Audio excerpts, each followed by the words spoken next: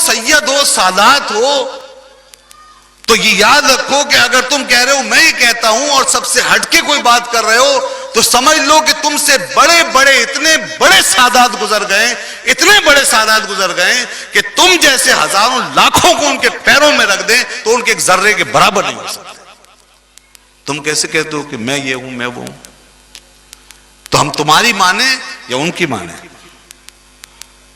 ہم کسی آج کے شیخ کی مانیں؟ اگر کوئی شیخ طریقہ یہ کہتا ہے میں یہ کہتا ہوں میری بات مانو میرے راستے پہ چلو، تو شیخ سے پوچھو تجھ سے بڑے کتنے شیخ گزر گئے کہ تو ان کے پیروں کے ذرے کے برابر نہیں۔ تو یہ کیوں نہیں سوچتے آپ لوگ؟ اتنے بڑے بڑے لوگوں کو اتنے چھوٹے چھوٹے لوگوں کی دہلیز پہ قربان کر دیتے ہو۔ قیامت کے دن اسی کا سوال ہوگا ہم سے۔ آج کتنے آرام سے پیچھے چل دیتے ہیں، کوئی بھی جناب نئے راستے پہ چلا ہے کہ جی نہیں جی صحابہ میں افضل علی دا پہلا نمبر، سب سے پہلے علی، علی بس سب سے افضل، جی لگا دیا ہم۔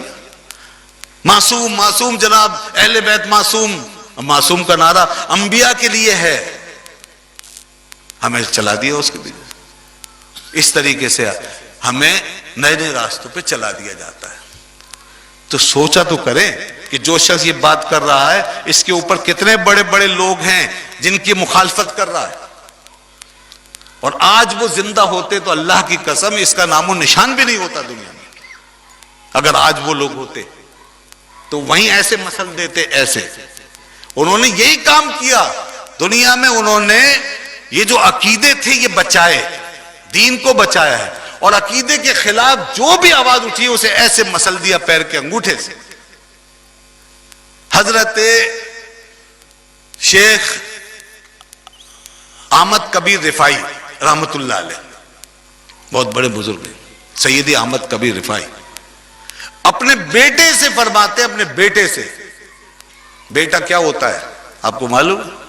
ہم سمجھتے بیٹا وہ ہے جو پیدا ہو گیا، نہیں، بیٹا وہ ہے جو راستے پہ چلا، وہ بیٹا نہیں ہے جو پیدا ہو گیا۔ پیدا تو ہر جاندار کیا ہوتا ہے، بیٹا بیٹی اولاد سب۔ حضرت احمد کبیر رفاعی فرماتے ہیں اپنے بیٹے سے سارے مریدوں کے سامنے، میرے بیٹے اگر تو میرے راستے پہ چلے گا تو میرا بیٹا کہلائے گا، اور اگر تو نے میرا راستہ اور میرا عقیدہ چھوڑ دیا تو نہ تو میرا بیٹا ہے نہ میں تیرا باپ ہوں۔ اور سارے لوگوں کو سنا دیا اور کہا کہ سن لو، میں اس کا باپ اس وقت تک ہوں جب تک یہ میرے عقیدے پر ہے، میرے راستے پر ہے۔ یہ چیزیں کیوں نہیں پڑھتے؟ حضرت مولانا جامی رحمت اللہ علیہ نے اس لیے فرمایا تھا کہ بندہ عشق شدی و ترک نسب کن جامی، کہ دری راہ فلا ابن فلا چیزیں نیست، اور جامی عشق کا بندہ بن، اور یہ نسب حسب کی باتیں چھوڑ، اس راستے میں فلاں بن فلاں کوئی چیز نہیں ہوتی ہے، سب سے پہلے دین ہے، عقیدہ ہے، ایمان ہے، اس کے بعد بات کر۔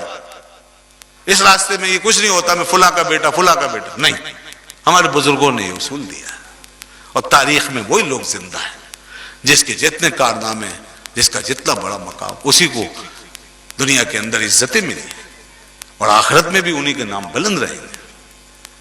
امیر معاویہ کا بیٹا ان کے راستے پہ نہیں چلا، آج ساری دنیا کی لعنت اس پہ برستی ہے، اس کا نام یزید ہے۔ کتنے بڑے باپ تھے لیکن نہیں۔